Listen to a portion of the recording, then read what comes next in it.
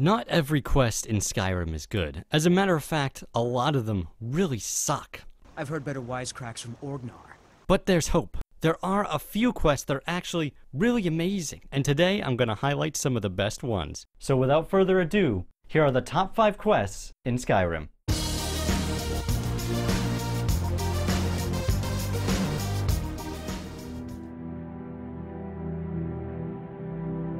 In the humble town of Donstar, the citizens are suffering from nightmares, which leads us into our first quest, The Waking Nightmare, which seems rather incorrectly named since the nightmares in question happen while asleep, and the actual quest isn't that scary. The quest begins by talking to this rather trustworthy fellow right here. I would simply ask that you trust me. Anyone who says that you have to trust them couldn't possibly be untrustworthy. He informs us that the Daedric prince Vermina is the one causing the nightmares and that he must be stopped in order to save the town. Additionally, only people who live in the town receive the nightmares, which honestly just sounds like a good excuse for the developers to not have to do any hard work. So after following this guy up this hill, we come to this tower where Mr. Trusty here tells us there was once overrun with a Daedric cult in worship of Vermina. And for some reason, no one in the town has put 2 and 2 together.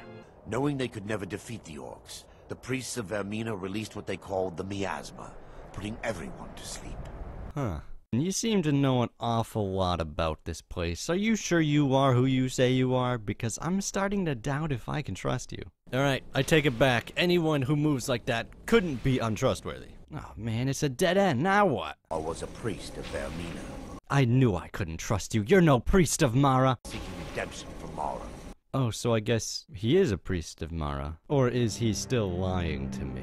In order to get on the other side of this barrier, we have to head up to the library and try and find a book. Then the book will tell us to go find a potion. Why we didn't find the potion in the first place, since this guy already knew about it, is beyond me. It should be in a small bottle, very similar to a potion. Well, that isn't very descriptive, man. I don't know how you expect me to find this bottle of yours. The torpor should be in a tall bottle with dark liquid. Wait, what? Didn't you just say it was small? Is it small or is it tall? Is it small and tall? I need to know. Okay, so it's tall then. Definitely not small. So this potion allows us to see through the eyes of someone from the past and then teleport to the destination that they are at in the memory. Honestly, it seems kind of contrived, but half the quests in ESO do it, so whatever. The memory we've entered belongs to some guy named Casimir. I suppose that's probably going to be important later. Why are you guys just using your fists? Alright, we've disabled the barrier, now it's time to stop this nightmare. Baron, Thoric, you're alive. No thanks to you, Casimir. Oh my god, you are Casimir! So that whole memory thing was contrived, I knew it! After killing Casimir's long-lost friends, the priest will then begin removing the barrier, and suddenly Vermina starts to speak to us telling us that Casimir plans to betray us and that we should kill him first, which honestly sounds like a pretty good idea. If you do choose to kill him, then you get the Skull of Corruption as a reward. If you choose not to kill him, then he will in fact not betray you, as unbelievable as it sounds, and will destroy the Staff of Corruption, which means you do not get it. And instead, as a reward, you get to have him as a follower. I can offer you something better. Companionship. This is what I think of you and your stupid reward.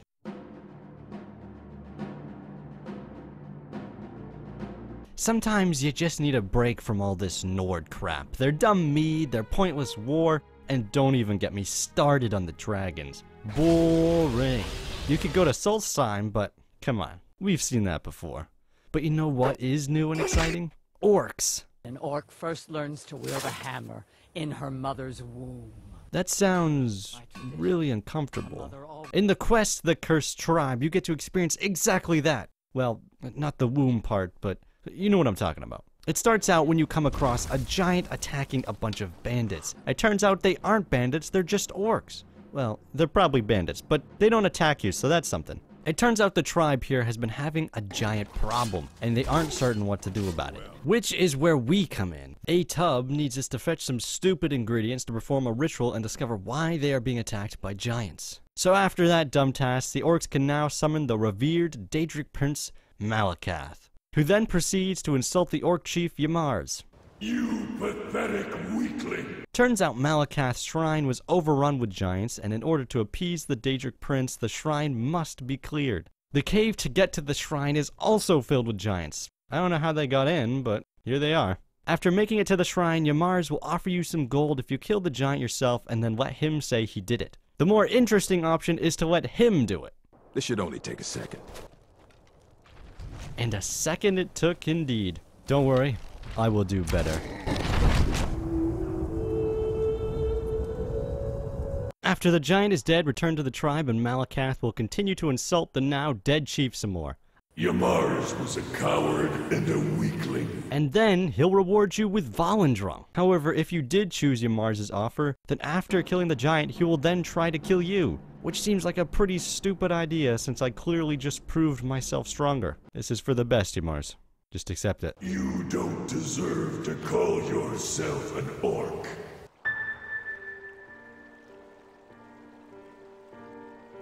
Are you a fan of solving mysteries? Do you enjoy watching procedural crime dramas such as Scooby-Doo? Well then, Blood on the Ice is the quest for you. It's got it all: an abandoned building, a serial killer, dead people, some snow, this guy, a talking dog. Oh wait, that's a different quest. Anyway, after entering Windhelm, you begin to hear dozens of rumors of people being murdered late at night. However, the quest doesn't officially start until you come upon one of the crime scenes yourself, and boy, is it horrific. It looks like she had a grave evening. A suspicious-looking blood trail can be seen leading away from the crime scene. Probably a coincidence. Oh my god, it wasn't a coincidence! Alright, so after getting the key to the suspicious abandoned house here, we head on inside. And man, is it spooky! Even knowing that there's no one inside it, I'm still on edge. Alright gang, let's look for clues. Oh my god, they have a lot of Halloween decorations. After we've rounded up the clues, we now have to figure out what they mean, which means asking the local collector Calixto about the amulet and asking this lady about the butcher's diaries. Both of them point us towards Wunferth. Now, you have two options. You can either confront Wunferth directly, or go to the steward and give him the evidence. If you go to the steward, he will then imprison Wunferth for murder, and mystery solved. Or is it? After leaving the city for a few days, when you come back, there will be another murder. Turns out it wasn't Wunferth at all, and everybody hates you. You said the city was safe now. Now you have to go down to the dungeons to speak with Wunferth and find out the truth. If you had spoken to him in the first place, he would have told you that the journals and amulet don't belong to him, and for some reason that is enough for us to believe him. Wunferth will tell us to watch the streets that night in order to catch the killer. Oh, hey Calixto, what are you doing out this late? Calixto, what are you doing? Oh my god, that guard didn't notice anything. No wonder why this guy's never been caught. Now all there is to do is kill Calixto and then tell the steward that we have solved the mystery. Additionally, if you happen to poke around Calixto's house, you could find a butcher's journal as well as embalming tools, which would have been a clue that Wunferth was not the real killer. Oh, how marvelous. For the most part, Skyrim's Dark Brotherhood wasn't that exciting. The Dark Brotherhood in Oblivion made every quest feel unique with its own little investigations and unique ways of killing the target, like dropping an animal head on a guy to kill him. They don't have that in Skyrim. However, there are some interesting assassinations, such as the one where you kill the lady at her wedding, and the time you have to track down that Imperial officer dude. However, the quest that lives up to my expectations the most is to kill an empire. But before we can start the quest, we just have to tie up a loose end. Alright, that's been taken care of. Now just to hide the body, and done. Oh crap, somebody's onto me. Holy crap, it's a frickin' bear! Alright, now that that has been dealt with, it's time to head to the party. The goal of this quest is to sneak into the castle pretending to be a famous chef and then kill the emperor. You're not dressed as I would have suspected. What do you mean? Are you saying I don't look like a famous chef? That's absurd! Once you're in the castle, you head to the kitchens to meet probably the most inept cook in all of Skyrim. No matter what you tell her to put in the stew, she will think it makes sense. A gold coin? Ah, I see now. That would give the potage le magnifique a slightly metallic but delicious aftertaste. Along with these delectable food products, you have a special ingredient that will cause instant death to anyone who eats it. Oh, how marvelous. Now, you don't have to put it in the stew. However, if you don't, that means you will have to find a different way to assassinate the Emperor. Not that it was really that hard, though. The only benefit for keeping the poison ingredient is that you can use it to make an extremely powerful poison in the case that there is an exceptionally hard enemy you're trying to kill. After you have killed the Emperor and anyone else you wish dead, head out of Skyrim and you are home free. Oh. Oh no. It was a setup. We've been bamboozled. And it turns out our sanctuary is being ransacked as we speak. Oh geez, this doesn't look good. I hope my insurance will cover it. Arnborn, you died really easily. I thought werewolves were tough. I am your only salvation. Come, embrace me. Honestly, I would rather not. Okay, if I have to. Wait, how did you guys survive? Night Mother, I don't think you were being totally honest with me. Oh my god, Astrid, what happened to you? You were the one who betrayed us? Eat this, you bloody skeever. Thank you.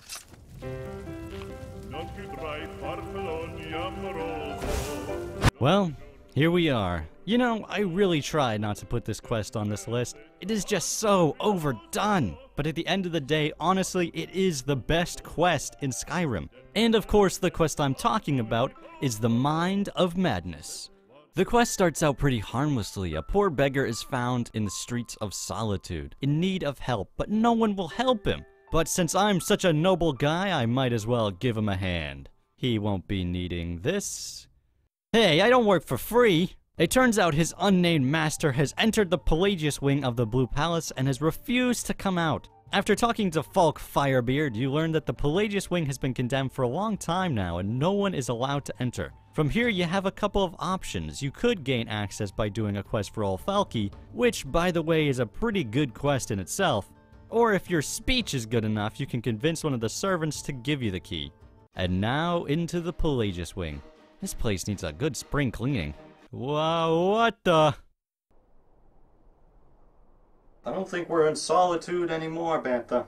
It turns out we're not in Solitude anymore. We are now in the mind of the long-dead Pelagius III. And we are not alone. Pelagius is here with us, as well as the Mad God Prince of Madness himself, Sheogorath, enjoying a tea party, which looks pretty fun by the way. At least, the food is having a lot of fun. So Sheogorath tells us that in order to leave this place, we must first find an exit, which is not gonna be easy. And then he gives us the famous Wabajak. From there, we have 3 different tasks to complete. The first task involves a teeny tiny Pelagius getting wailed on by a giant Imperial soldier. This Pelagius represents his confidence, and by shooting him with the Wabajak, we can increase that confidence, as well as decrease the size of the soldier, making Pelagius feel better about himself. On the second task, we find Pelagius fast asleep in bed. He seems so peaceful. Pelagius suffered night terrors from a young age. Well, I guess the only thing to do is hit him with the Wabajak. Holy crap, it's a wolf! Eat Wabajak, you mangy mutt! Each enemy you hit with the Wabajak turns it into something that I guess Pelagius likes? I mean, I get the maiden and being a kid is pretty cool, and I suppose sheep are alright, but I'm at a loss with the campfire and unusable chest. On the final task, we find ourselves above an area with 2 fighting Atronachs. The objective here is simple, you simpleton. Use your Wabajak to defeat the enemy, while they do the same. Fire seems like it should be able to beat ice. But that's too obvious. You have to think outside the box. If you instead hit one of the guards on the opposite end of the arena, they will turn into wolves and kill our true opponent. At long last, we have healed the Mad Emperor Pelagius III. Fixed is such a subjective term. I think treated is far more appropriate, don't you? Close enough. As a reward for doing such great deeds, Sheogorath allows us to keep the Wabajak, which is quite a powerful object indeed. A gold coin? Well, I hope you enjoyed the video and maybe even learned something or two. Now, if you'll excuse me, I have some business to take care of. Stop right there, criminal scum. I've fought mud crabs more fearsome than you.